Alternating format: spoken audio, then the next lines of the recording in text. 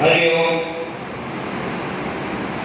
પુરુષોત્તમ માસની પાવન કથા કથાકાર માનનીય નિશિતભાઈ ઉપાધ્યાયના મુખેથી સૌ લોકો સાંભળી રહ્યા છે અને એનો લાભ લઈ રહ્યા છે. 15 તારીખ સુધી આ કથા ચાલશે. સમય સાંજે 6 થી 7:30 છે. સર્વે પધારવા માટે નિમંત્રણ છે અને સર્વે જરૂર પધારજો અને એનો લાભ લેજો. આ ઉપરાંત દ્રશ્ય શ્રાવ્ય માધ્યમો દ્વારા પણ એની પ્રસ્તુતિ થઈ રહી છે.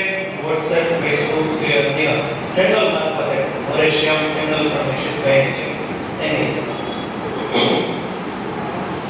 કહ્યું છે કે આહાર નિદ્રા ભય મૈથુનં ચ સામાન્ય મેતત પશુભેર નરાણામ ધર્મો હિ તેષામ અધિકો વિશેષો ધર્મેણ હિના પશુભે સમાન.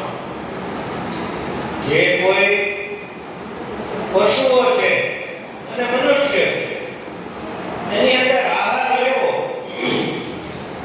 નિદ્રા કરવી, કોઈ પામવું, કોઈ મારવાથી કોઈ હિંસક પશુ હોય તેને નાના પશુઓને ખાઈ જાય એનાથી ભય થાય. અને મૈથુન એટલે કે જેની આપણે પ્રજોત્પત્તિ ઉત્પન્ન કરીએ. તો આ બધું તો પ્રાણીઓ પણ કરે. તો પ્રાણીમાં અને મનુષ્યમાં ફરક ક્યાં?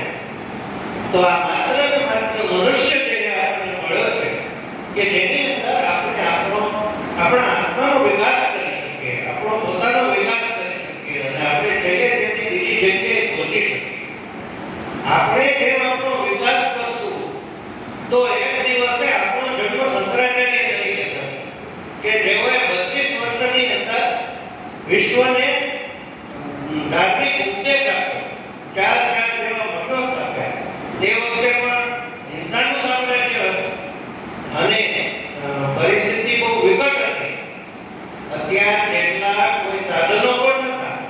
પ્રવાસ કરવા માટે પગપાળા કે ગાડામાં કે પશુઓ મારફત કે એ રીતે જવું પડતું.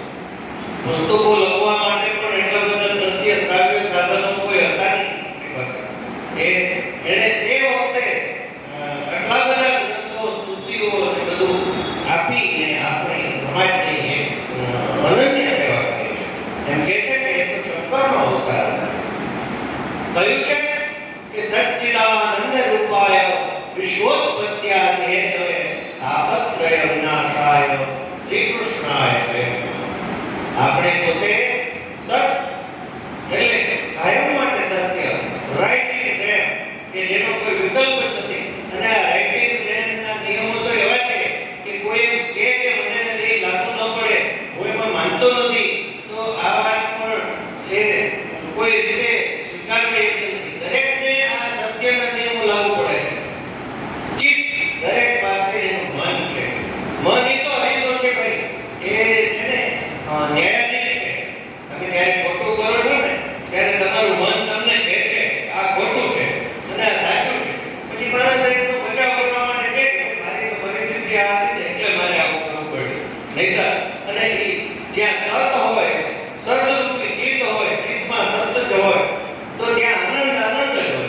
અને એ આનંદ છે ને એ પરમાત્મા છે અને આ પરમાત્મા જ આપણા વિવિધતા આદિ વ્યાધિ ઉપાધિ દૂર કરે છે. આદિ વ્યાધિ ઉપાધિ શું કામ આવે છે? પાપથી આવે. અને સમૃદ્ધિ, સુખ, વૈભવ અને આત્માનંદ ક્યાંથી આવે છે? તો એ જે છે એ પુણ્યથી આવે.